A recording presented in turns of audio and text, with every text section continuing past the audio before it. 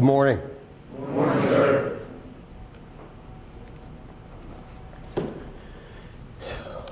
Welcome to 2020. There's never been a class in the history of the ISP that's enduring what you are right now. So for the rest of your careers, for those of you that make it through this process, you'll have one hell of a story to tell. Everything that we will do from this point forward with you, there's a reason for it. And you're not going to understand what that reason is, but you soon will.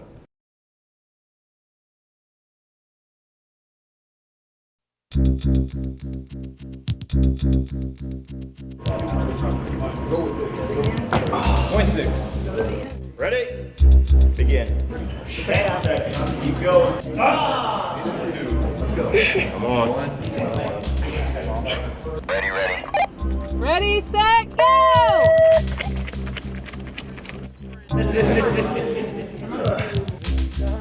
100. Nice. Detail. Halt. Detail. Ah!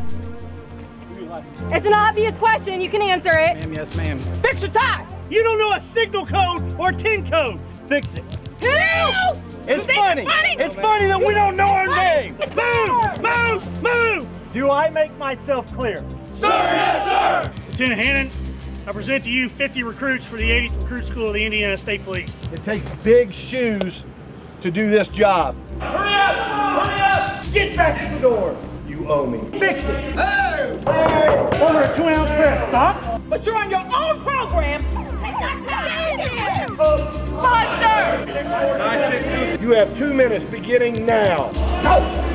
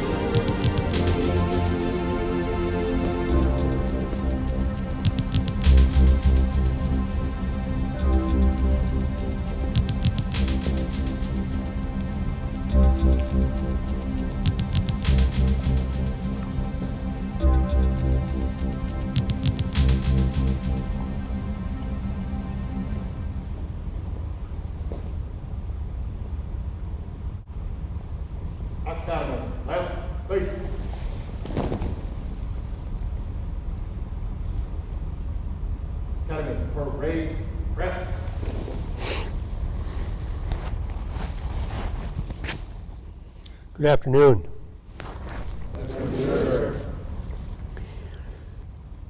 Who'd ever thought we'd find ourselves where we are today when this all began? But I also told you all those months ago that eventually it's going to come to a close. And it did. Here you are. Here you are. These last 7 or 8 days has been the first time in our history that we've done anything like that. So you will forever be known as a COVID class of 2020. And that will be the context by which you'll always relate when people ask you, when did you begin? And it's not anything to be ashamed of. Actually, it's quite an extraordinary feat, particularly because we're a residential academy, and for all these weeks you've gone home to other people. And I couldn't be more proud of you, because as I understand it, there's not been any output of disease spread by you to your families going home. That's a really, really big deal. And conversely, the other way. Because you can imagine what would have happened had that occurred. It would have changed everything for us again. While you might have missed out on some of the historical things that we've done, what you haven't lost is any context of training. Quite the contrary. As you know, this is the first class in our history where we've done this level of scenario-based training. In large part, that's because of world events. It's because of previous classes that have talked about wanting that. And it's about us recognizing the fact that that's how you now learn. So you're now the first class in our history to have gotten through the other side of that, and you should be very proud of yourself and proud of what you've accomplished. I asked Lieutenant Hannon a little while ago, how has it gone with the scenarios? And he said total change with many of you. A couple, we found maybe it wasn't their time in these last couple of days. So we went from 38 to 36. I took no pleasure in doing that. But I also want you to understand this is now real. And in very short order, in a matter of weeks, you're going to be out in the field doing things like you've been doing here for the last 10 days. About 8 years ago at Muscatatuck, as you all know, on the last day, we would, quote, surprise you. We only were able to surprise one class, and that was the first one, with a 4 a.m. run. Sometimes in inclement weather, sometimes not. And one of the most important days for me at the end of the year, or any year, at the end of recruit school, is to give you those ISPs. It's kind of the final step to building you into professional law enforcement officers. And every single time I pin those on hundreds of people now, I've said, don't discredit these. Every single class somebody has. So I hope that you'll remember the Brianna Leiths from IMPD in 2020. I hope you remember Bo Stephen. I hope you remember all of those law enforcement officers that have died wearing the uniform that you wear today, or one similar. If you have to ask yourself if what you're about to do is right or wrong, ladies and gentlemen, every single time it's wrong. I'm going to say it one more time. If you have to ask yourself if what you're about to do is right or wrong, it's wrong every single time. On this very stage and in your classroom, I said to you on day one, my job is to teach you to solve a very complex problem that could result in the death of a human being at 2 in the morning in the middle of nowhere in this state, and no one's coming to help you. So now my challenge to you is this. Will you make the right decisions at 2 in the morning when you're all by yourself and no one else is coming? Pretend your mom or dad are there, or I'm there, or somebody that you idolize is there, your wife, your spouse, your child. Somebody will bring discredit to those ISPs, and you will not survive if you do. We found ourselves at a crossroads in American policing. And I regret and miss the opportunity that I have had with other classes to talk about this with these incredible instructors that have dedicated their life to you for these last 5.5 months. We have one of two choices. One, we can recognize that we have a lot of work to do and strive to make it better. Or two, we can say the hell with it, it's somebody else's fault. It's not me, maybe it's some other police officer someplace else. If that's the case, you probably ought not stay. The problem is my generation and that of Tim Horty, we're giving you this problem that we cannot figure out. We don't understand it. You have to solve it over time. You do that by the way in which you interact with other human beings when no one's looking. How you talk to people. How do you talk to people that don't look like you? Do you recognize bias, cultural differences, different backgrounds? And will you see everybody as a human being, not as white or black or brown, not as male or female, gay or straight? It doesn't matter. You'll see everybody in the likeness of God. And if you don't believe in God, whoever you might believe in. And finally, I'll say that the only thing that lasts forever in this lifetime, ladies and gentlemen, is dying. The only thing that lasts forever in this lifetime is dying. If you need help, ask. Personally or professionally. If your spouse, significant other, needs help because they start to see a change in you, ask us. Because what you're about to see and do is not normal. So we cannot expect a normal response. I'm going to tell you on Saturday, you should not expect your families to understand what's about to happen to you. Because they can't. You have to communicate. We have a tremendous amount of resources for you. And I don't want you to hesitate to reach out and say you need some help with maybe a dead child, maybe a baby, maybe a whole family's murdered. Maybe you're a bit unsure about something at 2 in the morning and you don't really know what to do. Please don't ever, ever hesitate to ask for help because it's there. I'm very fortunate to be able to work with the executive director of the Indiana Law Enforcement Academy, Tim Horty. You all know who he is. Tim had an extraordinary career with the IMPD, the Indianapolis Police Department, and more than 40 years. I thought it'd be appropriate, since we're in this different environment, that to ask Tim to come in and address you for a few minutes about his perspective of law enforcement and policing in 2020.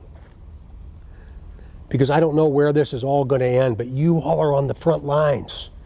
You all are going to fix this over time. And when one of you is a superintendent of the state police one day, you won't have to stand in front of a recruit school and say what I've said or apologize to you for the way in which this screwed up world is. That's my hope for you. So with that said, I'd like for Tim to come forward for a couple of minutes and share some of his thoughts with you. Thank you, Superintendent. It's a pleasure to be here with you. Congratulations. I won't be able to be with you Saturday, but I will be thinking about you. And I got to tell you, as the superintendent said, I've never been a state trooper, but I've been a police officer. And I was in your shoes in recruit school in 1981, long before most of you were born. But I'm telling you, I know what you're going through. And even though it was a little different for you this time, it was lonesome when you weren't here. I got to tell you, it's the whole reason that we are here is because of you folks. And if you're not here, it almost is like, why are we here? So I'm tickled to have been part of your training. And even though it wasn't as traditional as it could be, you are no less a trooper today than any of your other peers that are out there. And let me challenge you to just one thing. We can't always control what life throws at us. You might have hoped that you were going to be assigned in Evansville and find yourself in Gary. You might hope that your letter day off was one way and it happens to be another. The court case that you had hoped was going to go tomorrow got canceled. So you can't control it. So you have to let it go. But what you can control is how you react to it and what your mental frame of mind is to it. You can whine, you can be mad, you can be put out, or you can just acknowledge that it happened and keep on going. And that's my admonishment, or that's my challenge to you. That even though we can't control the COVID, we can't control our court cases, we can't control how our spouse might react to our job, we may have to work a shift that we're not accustomed to. But get over it and figure it out. Because that's what we're expecting you as police officers to do, to figure it out and control what you can control. All you can control is your attitude. And that's the good majority of your career and your life in general. Again, I am tickled to have been part of your training. I hope that one day one of you will come back and be the director of the Indiana Law Enforcement Academy. And I assure you that the men and women that we're training on our side of the house are the ones that will be coming to your call. When you're calling the code ones, when you're calling for backup, doesn't matter if it's the town marshal or the sheriff or the university police, the hospital police officer. We're all in this together, and our law enforcement badge is about the same.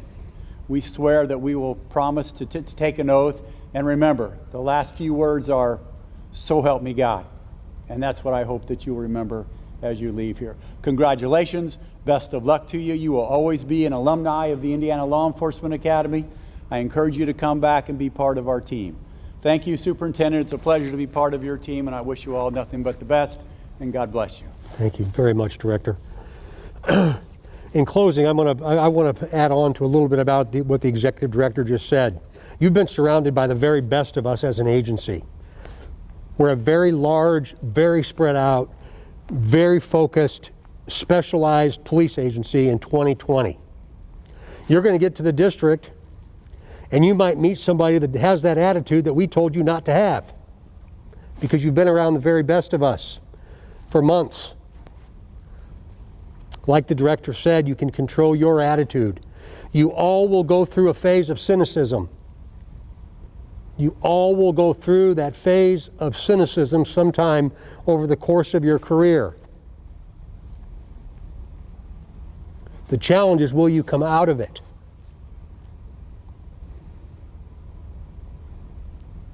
I'll tell you something very personal. My dad was an Indiana State Trooper, became cynical, and didn't grow out of it until 4 or 5 years before he died. I've seen it happen to someone that I cared so very much about. I think part of the problem is we hadn't historically talked about that cynicism. We just expect you to be superhuman. And I promise you, ladies and gentlemen, I will never expect you to be superhuman. And I'll end with a message that I learned from a guy named Mike Fogarty, who was a deputy chief with the IPD for 35 years. He said to me one day, "Doug, people make two kinds of mistakes. They make a mistake of their mind, and they can make a mistake of their heart. A mistake of the mind is an unintentional act of wrongdoing. You didn't intend to do it. You didn't intend for this to be the outcome.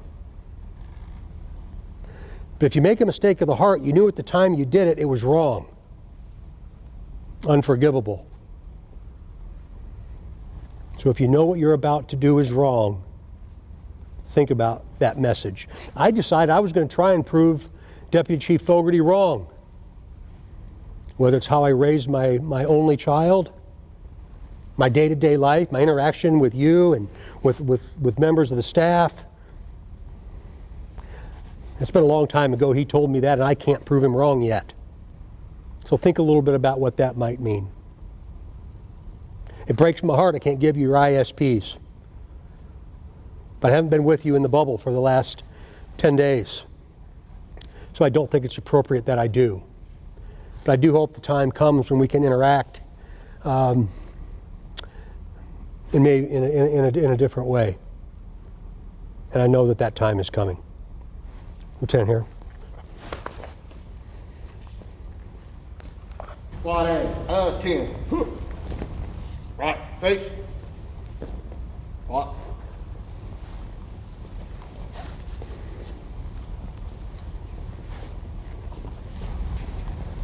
This is a significant thing because it is an important part of our uniform. Obviously, ISP stands for Indiana State Police, and these are their ISPs that they've been working towards getting, along with their badge and their hat and the entire uniform. And each piece of it is a little bit step closer to the end. So today is one more step closer to the end for them.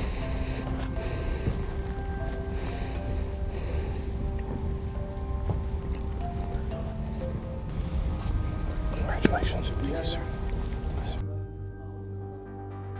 This ceremony is usually done at the end of the quickening, which is the scenario-based training that we do for the academy class. This year we didn't get to go to Muscatatuck Urban Training Center like we normally do. We had to do everything here on campus. So it's been a long 2 weeks. Normally we get to go down there for a week, and even though we're down there for a week and we work long days, this ended up being 2 weeks of long days versus 1 week.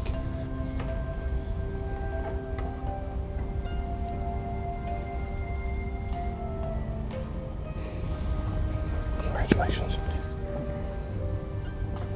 Normally we end up finishing up Muscatatuck detail with the superintendent's run with the executive staff and the superintendent. But today we ended the scenario-based training with their final PT test. So they participated this morning in their final PT test, and all 36 recruits that are remaining successfully passed that PT test this morning. Congratulations. Thank you, sir.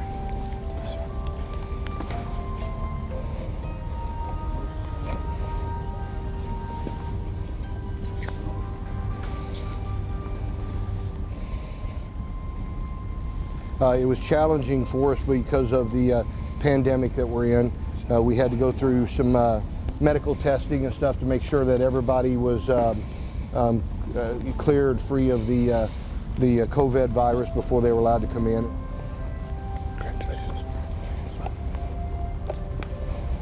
And that was not only recruits, that was recruits, staff, and all of the instructors.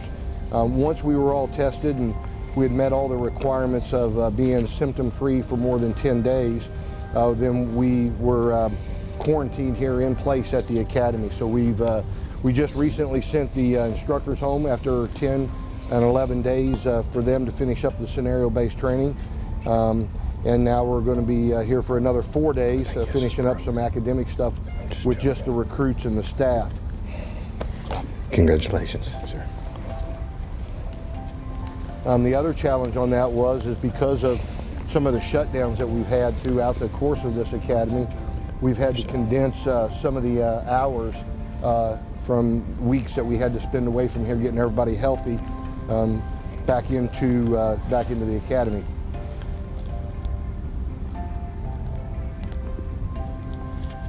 Well, we probably never thought this day would be something like this, did we? Yes, sir. Me being an ISP's on you. Congratulations. So what normally would have been some 8, 10, 12-hour days for us has been more like 12, 14, and 16-hour days for us.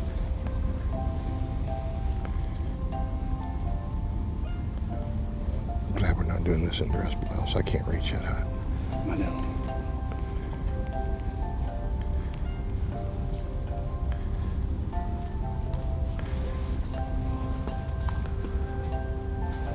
Congratulations. Squad B, I-10.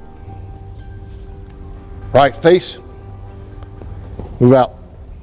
So that's been a challenge as well. A lot of information going out for these recruits to have to grab a hold of and be able to put into practical use in the scenario-based training that we've been doing.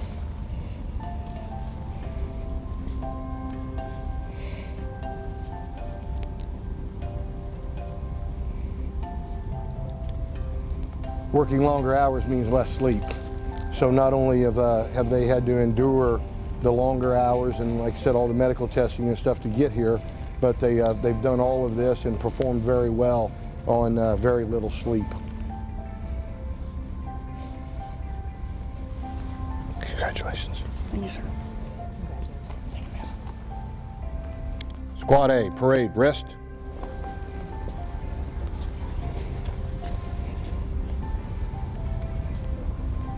They're anxious. They're anxious to get out of the academy, but what that really translates into is they're anxious for the next step. They're anxious to head to the field training program, get out into the real world, and get away from the confines of these walls here at the academy. Congratulations.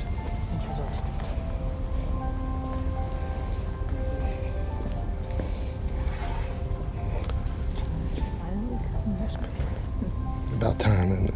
About time, yes, sir. I think you've been here longer than any recruit that I know. Maybe Harris. He did almost two full ones. He was about 47 weeks in that county. Wow.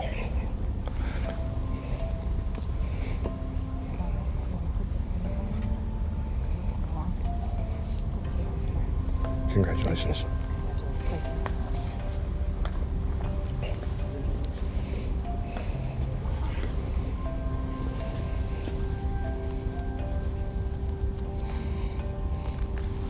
Proud, yeah, they're proud. They're proud of all the work that they've done, all the hard work that they've put in, many long hours now with the way that this last portion has had to go for them.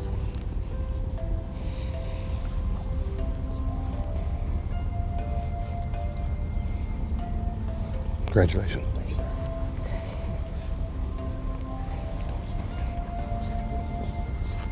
Back up a bit. Come to us one more step here.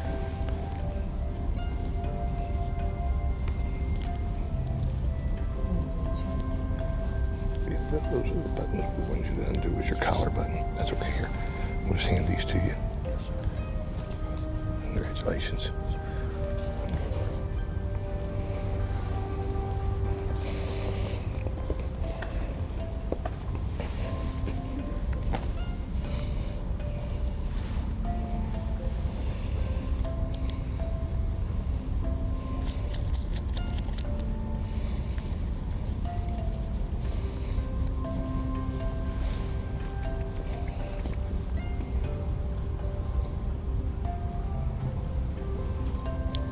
Congratulations.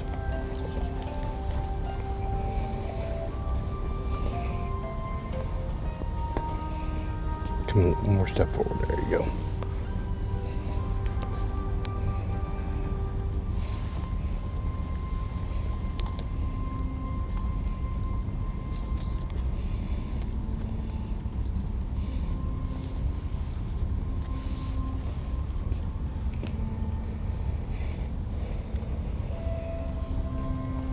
Congratulations. Thank you, sir.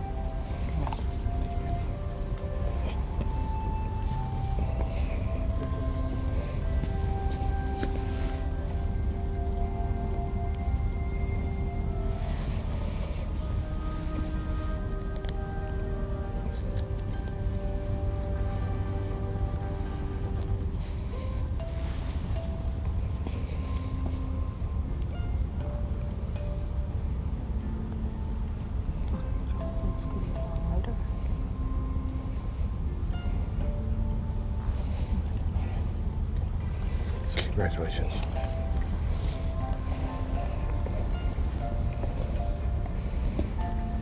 Come on. There you go.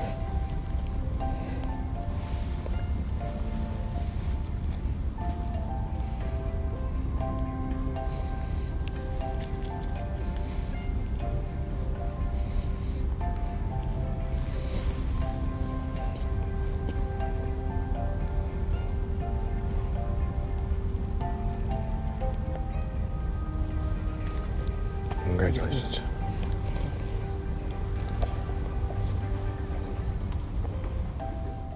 Squad C, 10. Whew. Right, face, move up.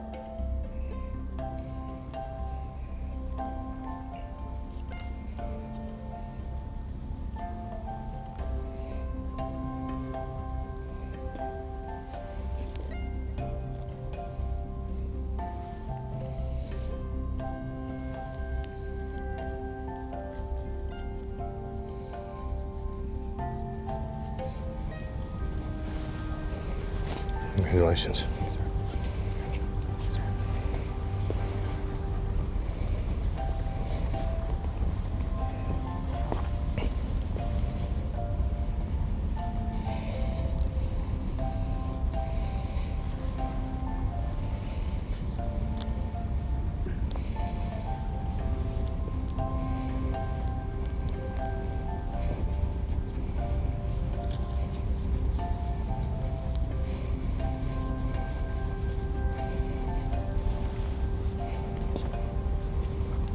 Congratulations.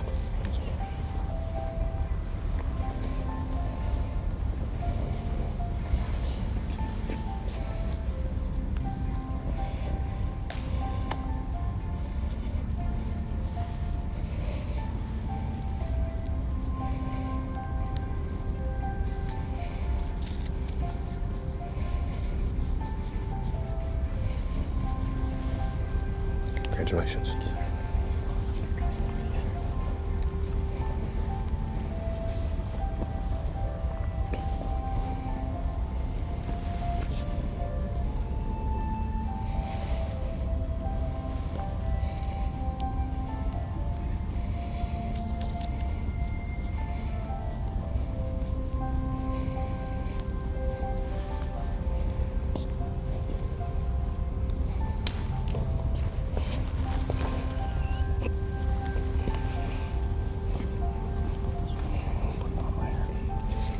Congratulations. Thank you.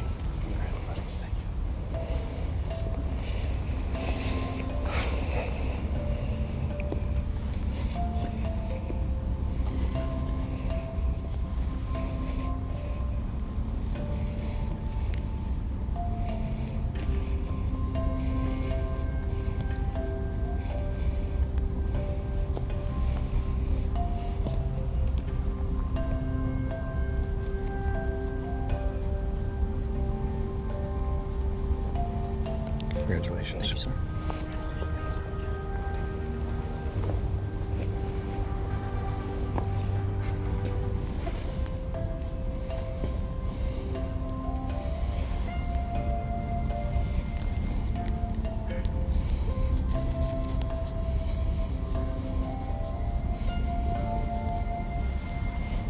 Congratulations.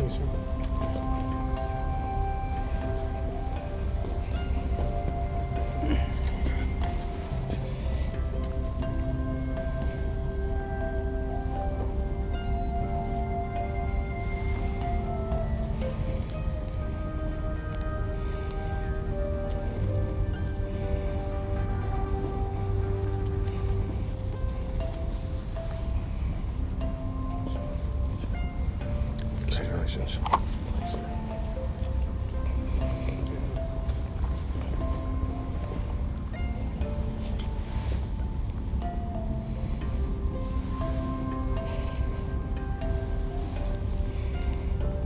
B squad, hurry, press.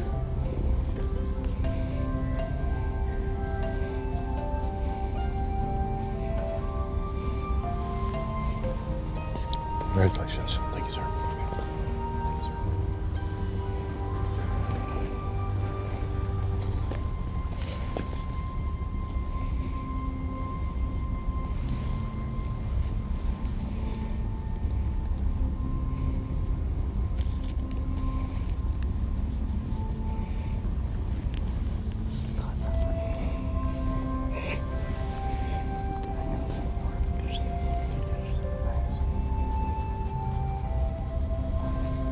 Congratulations.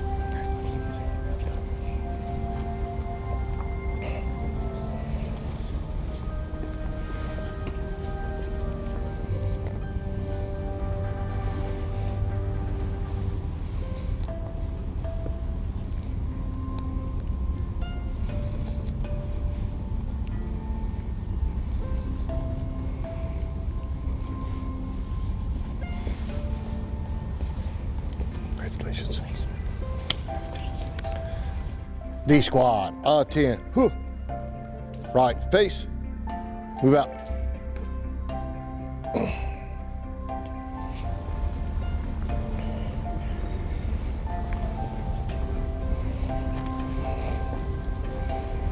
C squad, hurry, press.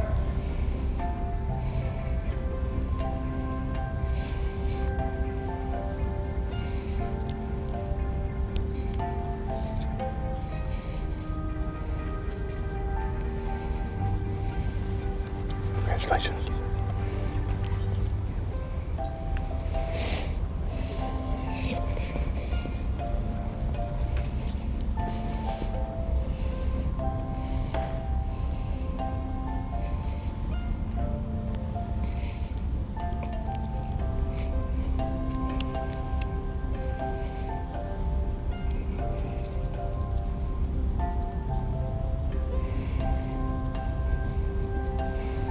Congratulations.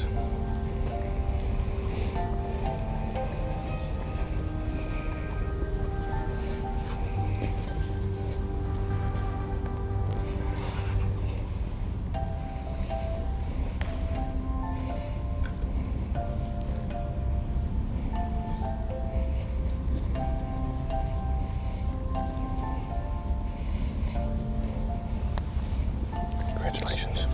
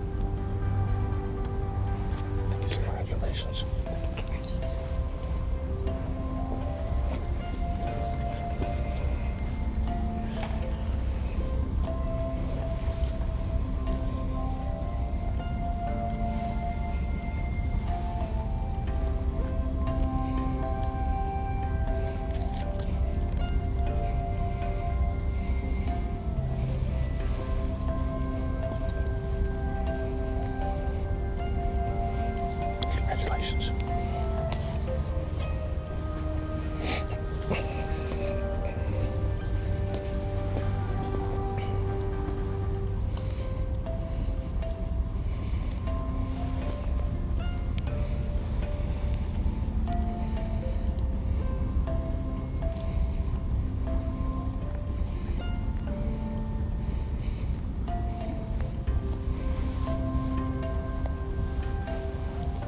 Congratulations.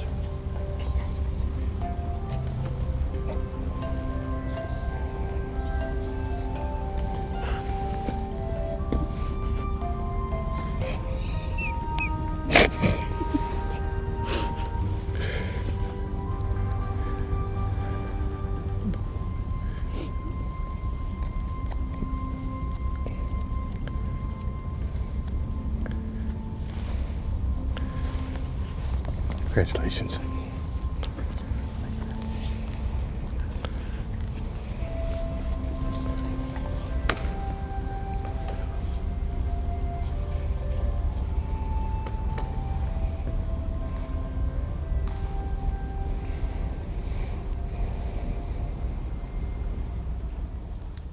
Squad D, parade, rest. I'd like to tell you all that it's been a real honor for me to do that. I'm the type of guy who gets emotional about things with this department. And I stood in this gym 35 years ago and got my ISPs pinned on me by one of my classmates. And for me to be able to do that to another person now has been pretty impressive for me. Like I said, I get a little emotional about these type of things, but again, it's been my honor to pin your ISPs on you. Thank you. Class, attend. Whew. Left, face, fall out.